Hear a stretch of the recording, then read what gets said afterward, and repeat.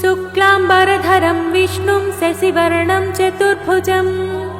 प्रसन्नवदनं ध्यायेत् सर्वविघ्नोपशान्तये। यस्य त्विरदवक्त्राद्या पारिषद्या परिषतं विघ्नं निघ्नन्ति सततं विश्वक्सेनं तमाश्रये। व्यासं वसिष्ठनप्तारं शक्ते पौत्रमकल्मषं पराशरात्मजं वन्दे सुखतातं तपोनिधिं। व्यासाय विष्णुरूपाय व्यासरूपाय विष्णवे नमो वै ब्रह्मनिधये वासिष्ठाय नमो नमः। अविकाराय शुद्धाय नित्याय परमात्मने सदैकरूपरूपाय विष्णवे सर्वजिष्णवे। यस्य स्मरणमात्रेण जन्मसंसारबन्धनात् विमुच्यते नमस्तस्मै विष्णवे प्रभविष्णवे। ॐ नमो विष्णवे प्रभविष्णवे। श्रीवैशम्पायन उवाच श्रुत्वा धर्मानशेषेण पावनानि च सर्वशः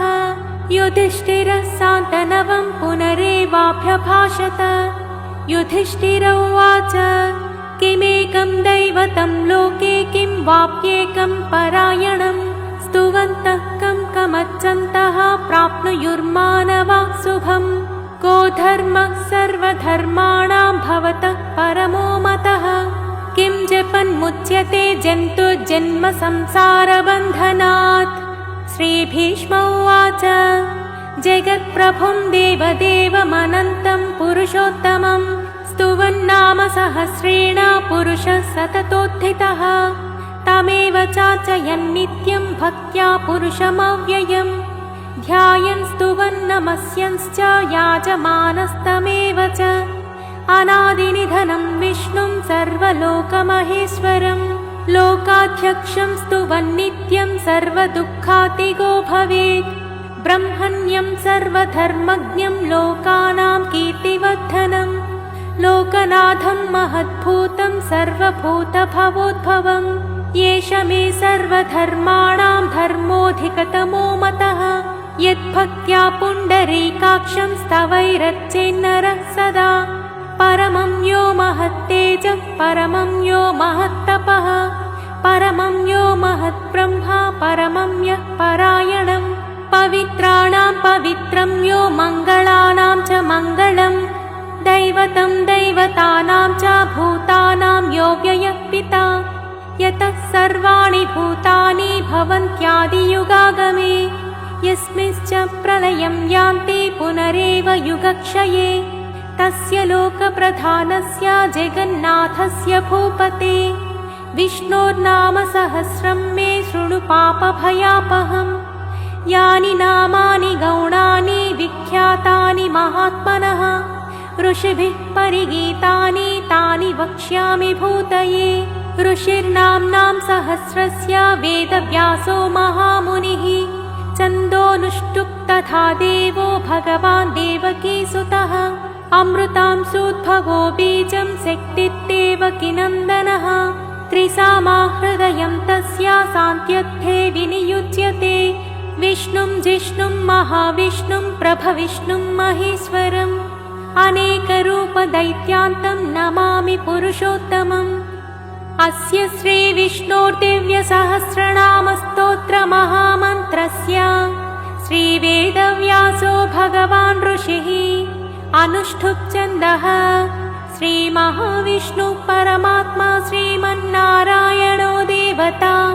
अमृतांशोद्भवो भानुरिति बीजं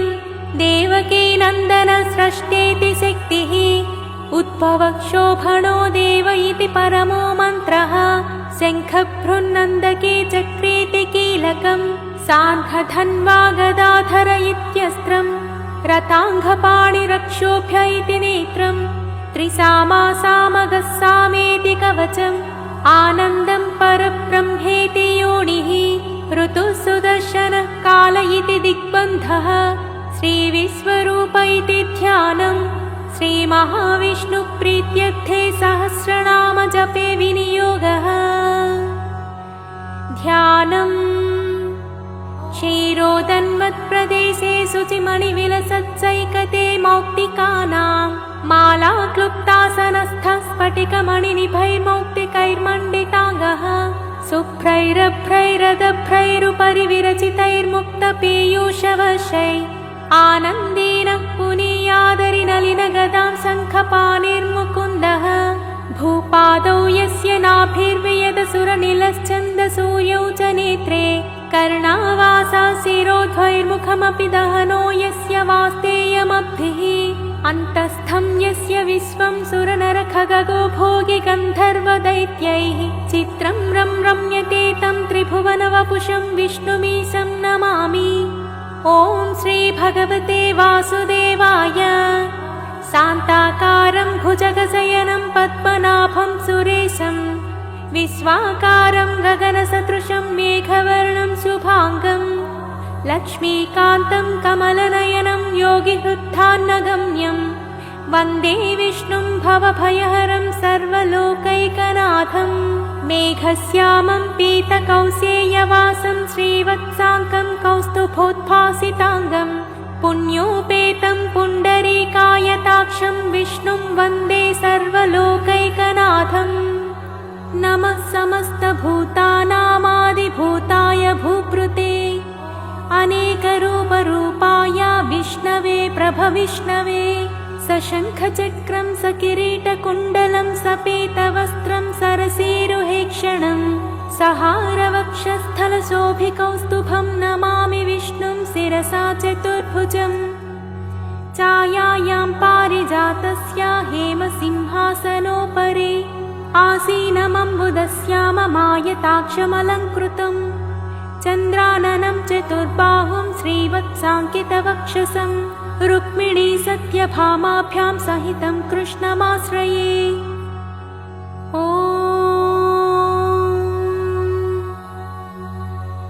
विश्वं विष्णुर्वषट्कारो भूतभव्यभवत्प्रभुः भूतकृद्भूतभृद्भावो भूतात्मा भूतभावनः भूतात्मा परमात्मा च मुक्तानां परमागतिः अव्ययः पुरुषः साक्षी क्षेत्रज्ञोऽक्षर एव च योगो योगविदां नेता प्रधानपुरुषेश्वरः नारसिंहवपुः श्रीमान् केशवः पुरुषोत्तमः सर्वशिवस्थाणुर्भूतादिर्निधिरव्ययः सम्भवो भावनो भर्ता प्रभवः प्रभुरीश्वरः स्वयंभू शम्भुरादित्यः पुष्कराक्षो महास्वरः अनादिनिधनो धाता विधाता धातुरुत्तमः अप्रमेयो हृषीकेशः पद्मनाभो मरप्रभुः विश्वकर्मा मनुस्त्वष्टा स्थविष्ठस्थविरो ध्रुवः अग्राह्य शाश्वतः कृष्णो लोहिताक्षः प्रतर्दनः प्रभूतस्त्रिककुब्धामा पवित्रं मङ्गलं परम् ईशानः प्राणदः प्राणो ज्येष्ठः श्रेष्ठः प्रजापतिः हिरण्यगर्भो भूगर्भो माधवो मधुसूदनः ईश्वरो विक्रमी धन्वी मेधावी विक्रमः क्रमः अनुत्तमो दुराधश्च कृतज्ञः कृतिरात्मवान् सुरेशः शरणं शर्मा विश्वरेता प्रजाभवः अजः सर्वेश्वरः सिद्धः सिद्धः सर्वादिरच्युतः वृषा कपिरमेयात्मा सर्वयोगविनिसृतः वसुर्वसुमनः सत्यः समात्मा संमितः समः अमोघः पुण्डरीकाक्षो वृषकर्मा वृषाकृतिः रुद्रो बहुशिरा बभ्रुर्विश्वयोनिः शुचिस्रवाः अमृतः शाश्वतस्थाणुर्वरारोहो महातपाः सर्वगः सर्वविद्भानुर्विश्वक्सेनो जनार्दनः वेदो वेदविदव्यङ्गो वेदाङ्गो वेदविक्तविः लोकाध्यक्षः सुराध्यक्षो धर्माध्यक्षः कृताकृतः चतुरात्मा चतुर्व्यूहश्चतुर्धंश्चतुर्भुजः भ्राजिष्णुर्भोजनं भोक्ता सहिष्णुर्जगदादिजः अनघो विजयो जेता विश्वयोनिः पुनर्वसुः उपेन्द्रो वामनः प्रांशुरमोघः सुचिरुचितः अतीन्द्रः सङ्ग्रहः सर्गो धृतात्मा नियमो यमः वेद्यो वैद्यः सदा योगी वीरः माधवो मधुः अतीन्द्रियो महामायो महोत्साहो महाबलः महाबुद्धिर्महा महावीर्यो महाशक्तिर्महाद्युतिः अनिर्देश्य वपु श्रीमानमेयात्मा महादिधृत् महेश्वासो महीभर्ता श्रीनिवासः सताङ्गतिः अनिरुद्धः सुरानन्दो गोविन्दो गोविदाम्पतिः मरीचित्तमनोहंसः सुपर्णो भुजगोत्तमः हिरण्यनाभः सूतपाः पद्मनाभः प्रजापतिः अमृत्युत्सर्वदृक्सिंहः सन्धाता सन्धिमान् स्थिरः अजो दुर्मशणः शास्ता विश्रुतात्मा सुरारिः गुरुर्गुरुतमो धाम सत्यः सत्यपराक्रमः निमिषो निमिषस्रग्वी वाचस्पतिरुदारधीः अग्रणिर्ब्राह्मणैः श्रीमन्न्यायो नेता समीरणः सहस्रमूर्धा विश्वात्मा सहस्राक्षः सहस्रपात् आवर्तनो निवृत्तात्मा संवृतः सम्प्रमर्दनः आहः संवर्तको वह्निरनिलो धरणीधरः सुप्रसादः प्रसन्नात्मा विश्वसृड्विश्वभुग्विभुः सत्कर्ता सत्कृतः साधुज्जह्नु नारायणो नरः असंख्येयो प्रमेयात्मा विशिष्टः शिष्टकृच्छुचिः सिद्धार्थः सिद्धसङ्कल्पः सिद्धिदसिद्धिसाधनः वृषा हि वृषभो विष्णुर्वृषपर्वा वृषोदरः वर्धनो वर्धमानश्च विवक्तः श्रुतिसागरः सुभुजो दुद्धरो वाग्मी महेन्द्रो वसुदो वसुः नैकरूपो बृहद्रूपः सिपिविष्टः प्रकाशनः ओजस्तेजो युतिधरः प्रकाशात्मा प्रतापनः बुद्धस्पष्टाक्षरो मन्त्रश्चन्द्रांशुर्भास्करद्युतिः अमृतांशोद्भवो भानुः ससबिन्दुः सुरेश्वरः औषधं जगतः सेतुः सत्यधर्मपराक्रमः भूतभव्यभवन्नादः पवनः पावनो नलः कामः कामकृत्कान्तः कामः कामप्रदः प्रभुः युगादिकृत्युगावर्तो नैकमायो महासनः अदृश्यो व्यक्तरूपश्च सहस्रजिदनन्तजित् इष्टो विशिष्टः शिष्टेष्टः शिखण्डी नहुषो वृषः क्रोधः क्रोधकृत्कर्ता विश्वबाहुर्महीधरः अच्युतः प्रतिदः प्राणः प्राणदो वासवानुजः अपां निधिरधिष्ठानमप्रमत्तः प्रतिष्ठितः स्कन्दः स्कन्दधरो धुर्यो वरदो वायुवाहनः वासुदेवो बृहद्भानुरादिदेवः पुनन्दरः अशोकस्तारणस्तारासूरः सौरिज्जनेश्वरः अनुकूलः सतावत्तः पद्मी पद्मनिभेक्षणः पद्मनाभोरविन्दाक्षः पद्मगर्भः शरीरभृत् महर्तिर्वृद्धो वृद्धात्मा महाक्षो गरुडध्वजः अतुलः सरभो भीमः समयज्ञो हरिर्हरिः सर्वलक्षणलक्षण्यो लक्ष्मीवान् समितिञ्जयः विक्षरो रोहितो मार्गो हेतुर्दामोदरः सहः महीधरो महाभागो वेगवानमितासनः उद्भवक्षोभणो देव श्रीगर्भः परमेश्वरः करणं कारणं कर्ता विकर्ता गहनो गुहः व्यवसायो व्यवस्थानः संस्थानः स्थानदो ध्रुवः परत्ते परमस्पष्टस्तुष्टः पुष्टः सुभेक्षणः रामो विरामो विरजो मार्गो नेयो नयो नयः वीरः शक्तिमतां श्रेष्ठो धर्मो धर्मविदुत्तमः वैकुण्ठः पुरुषः प्राणः प्राणदः प्रणवः पृथुः हिरण्यगर्भः शत्रुघ्नो व्याप्तो वायुरथोक्षजः ऋतुः सुदर्शनः कालः परमेष्ठे परिग्रहः उग्रः संवत्सरो दक्षो विश्रामो विश्वदक्षिणः विस्तारस्थावरस्थाणुः प्रमाणं बीजमव्ययम् अर्थोऽनर्थो महाकोशो महाभोगो महाधनः अनिर्विन्नस्थविष्टो भूधर्मयूपो महामकः नक्षत्रनेमिर्नक्षत्रे क्षमः क्षामः समीहनः यज्ञयुज्यो महिज्यश्च क्रतुः सत्रं सताङ्गतिः सर्वदर्शी विमुक्तात्मा सर्वज्ञो ज्ञानमुत्तमम्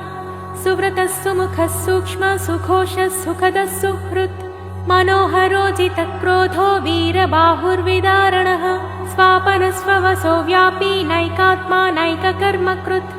वत्सरो वत्सलो वत्सी रत्नगर्भो धनेश्वरः धर्मगुप्धर्मकृद्धर्मे सदसत्करमक्षरम् अविज्ञाता सहस्रांशुर्विधाता कृतलक्षणः गभस्तिनेमिः सत्त्वस्तः सिंहो भूतमहेश्वरः आदिदेवो महादेवो देवेशो देवभृत्कुरुः उत्तरो गोपतिर्गोप्ता ज्ञानगम्यः पुरातनः शरीरभूतभृद्भोक्ता कपीन्द्रो भूरि दक्षिणः सोमपोमृतपः सोमः पूरिजित्तुरु सप्तमः विनयोजयः सत्यसन्धो दासार्हः सात्वतां पतिः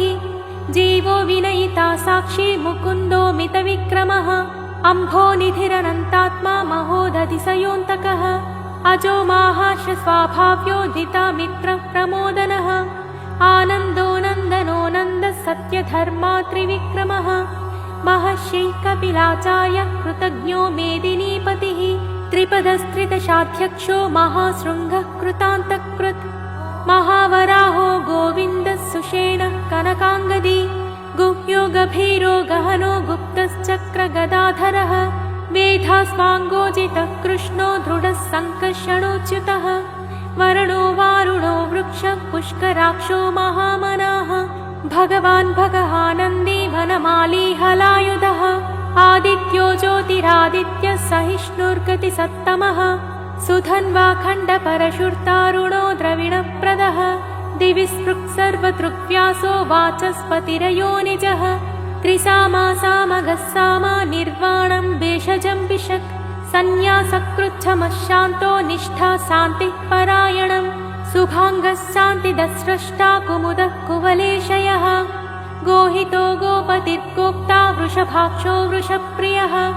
अनिवर्ती निवृत्तात्मा संक्षेप्ता क्षेमकृच्छिवः श्रीवत्सवक्षा श्रीवास श्रीपति श्रीमताम्बरः श्रीधः श्रीस श्रीनिवास श्रीनिधि श्रीविभावनः श्रीधर श्रीकर श्रेय श्रीमान् लोकत्रयाश्रयः स्वक्षस्वङ्गः सतानन्दो नन्दिज्योतिर्गणेश्वरः विजितात्मा विधेयात्मा सत्कीर्तिश्चिन्न संशयः उदीर्णः सर्वतश्चक्षुरणी शाश्वतस्थिरः भूषयो भूषणो भूतिर्विशोकः शोकनाशनः अच्छिष्मानच्चितः कुम्भो विशुद्धात्मा विशोधनः अनिरुद्धो प्रतिरतः प्रद्युम्नो मितविक्रमः कालनेमिनिहावीरः सौरिः सूरजनेश्वरः त्रिलोकात्मा त्रिलोकेशः केशवः केशिहा हरिः कामदेवः कामपालः कामीकान्तः कृतागमः अनिर्देश्य वपुर्विष्णुर्वीरोऽनन्तो धनञ्जयः ब्रह्मण्यो ब्रह्मकृत् ब्रह्मा ब्रह्म ब्रह्मविवर्धनः ब्रह्मविद् ब्राह्मणो ब्रह्मी ब्रह्मज्ञो ब्राह्मणप्रियः महाक्रमो महाकर्मा महातेजा महोरगः महाक्रतुर्महायज्वा महायज्ञो महाहविः स्तव्यस्तवप्रियस्तोत्रं स्तुतिस्तोतारणप्रियः पूर्णः पूरयिता पुण्यः पुण्यकीर्तिरनामयः मनोजवस्तिस्थकरो वसुरेता वसुप्रदः वसुप्रदो वासुदेवो वसुर्वसुमनाहविः सद्गतिः सत्कृतिः सत्ता सद्भूतिः सत्परायणः सूरसेनो यदुश्रेष्ठः सन्निवासः सुयामुनः भूतावासो वासुदेवः सर्वासु निलयो नलः दर्पः दर्पदो दृप्तो दुर्धरोऽथा पराजितः विश्वमूर्तिर्महामूर्तिर्दीप्तमूर्तिरमूर्तिमान् अनेकमूर्तिरव्यक्तः शतमूर्तिः शताननः एको नैकस्तवः कः किं यत्तत्पदमनुत्तमम् लोकबन्धुर्लोकनाथो माधवो भक्तवत्सलः सुवर्णवर्णो हेमाङ्गो वराङ्गश्चन्दनाङ्गदी वीरः विषमाशून्यो घृतासीरचलश्चलः अमानीमानदो मान्यो लोकस्वामी त्रिलोकधृत् सुमेधा मेधजो धन्यः सत्यमेधाधराधरः तेजो वृषो द्युतिधरः सर्वशस्त्रभृताम्बरः प्रग्रहो निग्रहो व्यग्रो नैकशृङ्गो गदाग्रजः चतुर्मूर्तिश्चतुर्बाहुश्चतुर्व्यूहश्चतुर्गतिः चतुरात्मा चतुर्भावश्चतुर्वेदविदेकपात् सुमावर्तो निवृत्तात्मा दुर्जयो दुरतिक्रमः दुर्लभो दुर्गमो दुर्गो दुरावासो दुरारिः शुभाङ्गो लोकसारङ्गः सुतन्तुस्तन्तुवर्धनः इन्द्रकर्मा महाकर्मा कृतकर्मा कृतागमः उद्भवः सुन्दरः सुन्दो रत्ननाभः सुलोचनः अर्को वाजसनः शृङ्गी जयन्तः सर्वविजयी सुवर्णबिन्दुरक्षोभ्यः सर्वभागीश्वरेश्वरः महाह्रदो महागर्तो महाभूतो महानिधिः कुमुदः कुन्दरः कुन्दपज्जन्यः पावनोऽनिलः अमृतांसोऽमृतवपुः सर्वज्ञः सर्वतोमुखः सुलभः सुव्रतः सिद्धः शत्रुजिच्चत्रुतापनः न्यग्रोधोदुम्बरो स्वत्तश्चाणूरान्ध्रनिषूदनः सहस्राच्चिः सप्तजिह्वः सप्तैधा सप्तवाहनः अमूर्तिरनघोचिन्त्यो भयत्कृद्भयनाशनः अणुर्बृहत्कृशस्थूलो गुणबृन्निर्गुणो महान् अद्रुतस्वद्रुतस्वास्थ्या प्राग्वंशो वंशवर्धनः भारभृत्कथितो योगी योगीशः सर्वकामदः आश्रमश्रमणक्षामः सुपर्णो वायुवाहनः धनुर्धरो धनुर्वेदो दण्डो दमयिता दमः अपराजितः सर्वसहो नियन्ता नियमो यमः सत्त्ववान् सात्विकः सत्यः सत्यधर्मपरायणः अभिप्रायः प्रियर्होर्हः प्रियकृत्प्रीतिवर्धनः विहाय सगतिर्ज्योतिः सुरुचिर्भुत भुग्विभुः रविर्विलोचनः सूर्यः सविता रविलोचनः अनन्तो हुत भुग्भोक्ता सुखदो नैकजोग्रजः अनिर्विण्णः सदामर्षि लोकाधिष्ठानमद्भुतः सनातनतमः कपिलः कपिरव्ययः स्वस्ति दस्वस्ति कृत्स्वस्ति स्वस्ति भुक्स्वस्ति दक्षिणः अरौत्रः कुण्डली चक्री विक्रम्योचितशासनः सिद्धातिगसिद्धसः शिशिरः सर्वरीकरः अक्रूरः पेशलो दक्षो दक्षिणः क्षमिणाम्बरः विद्युत्तमो वीतभयः पुण्यश्रवणकीर्तनः उत्तारणो दुष्कृतिः पुण्यो दुःस्वप्ननाशनः वीरः रक्षणः सन्तो जीवनं पर्यवस्थितः अनन्तरूपोऽनन्तः श्रीचितमन्युर्भयापहः चतुरस्रोगभीरात्मा विदिशो व्यादिशो दिशः अनादिर्भूर्भुवो लक्ष्मीः सुवीरो रुचिराङ्गदः जननो जनजन्मादिर्भीमो भीमपराक्रमः आधारनिलयो धाता पुष्पहासः प्रजागरः ऊर्ध्वगः सत्पथाचारः प्राणदः प्रणवः पनः प्रमाणं प्राणनिलयः प्राणभृत्पाणजीवनः तत्त्वं तत्त्वविदेकात्मा जन्म मृत्युजरातिगः भूर्भुवस्वस्थरुस्तारः सविता प्रपितामहः यज्ञो यज्ञपतिर्यजा यज्ञाङ्गो यज्ञवाहनः यज्ञभृद्यज्ञकृत्यग्नि यज्ञभुग्यज्ञसाधनः यज्ञान्तकृत्यज्ञगुह्यमन्नमन्नादयेव च आत्मयोनिस्वयं जातो वैखानः सामगायनः देवकीनन्दनस्रष्टा क्षितीशः पापनाशनः शङ्खबृन्नन्दकी चक्रे साङ्घधन्वा गदाधरः रथाङ्गपाणिरक्षोभ्यः सर्वप्रहरणायुधः श्रीसर्वप्रहरणायुध ॐ नम इति वनमाली गदे साङ्घी शङ्खी चक्री च नन्दकी श्रीमान्नारायणो विष्णुर्वासुदेवोऽभिरक्षतु वनमाली गदे शाङ्घी शङ्खी चक्री च नन्दकी श्रीमान्नारायणो विष्णुर्वासुदेवोऽभिरक्षतु वनमाली गदे शाङ्घी शङ्खी चक्री च नन्दकी श्रीमान्नारायणो विष्णुर्वासुदेवोऽभिरक्षतु इतीदं कीर्तनीयस्य केशवस्य महात्मनः नाम्नां सहस्रं दिव्यानामशेषेण प्रकीर्तितं य इदं शृणुयान्नित्यं यश्चापि परिकीर्तयेत् नाशुभं प्राप्नुयात् किञ्चित् सोमुत्रेह च मानवः वेदान्तगो ब्राह्मणः स्यात् क्षत्रियो विजयी भवेत् वैश्यो धनः समृद्धः स्यात् शूद्रः सुखमवाप्नुयात् धर्मार्थी प्राप्नुयात् धर्ममर्थार्थी चार्थमाप्नुयात् कामानवाप्नुयात् कामी प्रजार्थी चाप्नुयात् प्रजाः भक्तिमान्यः सदोत्थाय शुचिस्तद्गतमानसः सहस्रं वासुदेवस्य नाम्नामेतत् प्रकीर्तयेत् यशः प्राप्नोति विपुलं याति प्राधान्यमेव च अचलां श्रियमाप्नोति श्रेयः प्राप्नोत्यनुत्तमम् न भयं क्वचिदाप्नोति वीर्यं तेजश्च विन्दति भवत्यरोगोद्युतिमान् बलरूपगुणान्वितः रोगार्तो मुच्यते रोगात् बद्धो मुच्येत बन्धनात् भयान्मुच्यते मुच्येत भीतस्तु मुच्येतापन्नापदः दुर्गान्यतितरत्यासु पुरुषः पुरुषोत्तमम् स्तुवन्नाम सहस्रेण नित्यं भक्तिसमन्वितः वासुदेवाश्रयो मत्यो वासुदेवपरायणः सर्वपापविशुद्धात्मा याति ब्रह्म सनातनम् न वासुदेवभक्तानां शुभं विद्यते क्वचित् जन्म मृत्युजरा व्याधिभयं नैवोपजायते इमं स्तवमधीयानः श्रद्धा भक्तिसमन्वितः युज्येतात्मा सुखक्षान्ति श्रीधृतिस्मृतिकीर्तिभिः न क्रोधो न च मात्सर्यं न लोभो नाशुभामतिः भवन्ति कृतपुण्यानां भक्तानां पुरुषोत्तमे ध्वजचन्द्रार्कनक्षत्रं खं दिशो भूर्महोदधिः वासुदेवस्य वीर्येण विधृतानि महात्मनः ससुरासुरगन्धर्वं सयक्षोरगराक्षसं जगद्वसे वर्ततेदं कृष्णस्य सचराचरम् इन्द्रियाणि मनोबुद्धिः सत्त्वं तेजो बलं धृतिः वासुदेवात्मकान्याहुः क्षेत्रं क्षेत्रज्ञ एव च सर्वागमानामाचारः प्रथमं परिकल्पितः आचारप्रभवो धर्मो धर्मस्य प्रभुरच्युतः ऋषयः पितरो देवा महाभूतानि धातवः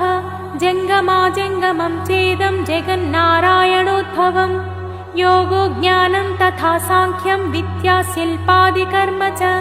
वेदाशास्त्राणि विज्ञानमेतत् सर्वं जनार्दनात् एको विष्णुर्महद्भूतं पृथग्भूतान्यनेकशः त्रीन् लोकान् व्याप्य भूतात्मा भुङ्क्ते विश्वभुगव्ययः इमं स्तवं भगवतो विष्णो व्यासेन कीर्तितं पठेद्य इच्छेत् पुरुषः श्रेयः प्राप्तुं सुखानि च विश्वेश्वरमजं देवं जगतः प्रभुमव्ययम् भजन्ति ये पुष्कराक्षं न ते यान्ति पराभवम् न ते यान्ति पराभवम् ॐ नमः इति अर्जुन उवाच पद्मपत्रविशालाक्ष पद्मनाभसुरोत्तम भक्तानामनुरक्तानां त्राता भव जनार्दन श्रीभगवानुवाच यो मां नाम सहस्रेण स्तोतुमिच्छति पाण्डव सोऽहमेकेन श्लोकेन स्तुत एव न संशयः स्तुत एव न संशय ॐ नमः इति व्यास उवाच वासनत्वासुदेवस्य वासितं ते जगत्त्रयम् सर्वभूतनिवासोऽसि वासुदेव नमोऽस्तु ते श्रीवासुदेव नमोऽस्तु ॐ नमः इति पार्वत्युवाच केनोपायेन लघुना विष्णोर्नाम सहस्रकम् पठ्यते पण्डितैर्नित्यं श्रोतुमिच्छाम्यहं प्रभो ईश्वर उवाच श्रीराम राम रामेति रमे रामे मनोरमे सहस्रनाम तत्तुल्यं रामनामवरानने श्रीराम राम रामेति रमे रामे मनोरमे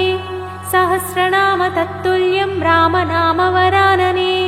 श्रीराम राम रामेति रमे रामे मनोरमे सहस्रनाम तत्तुल्यं रामनामवरानने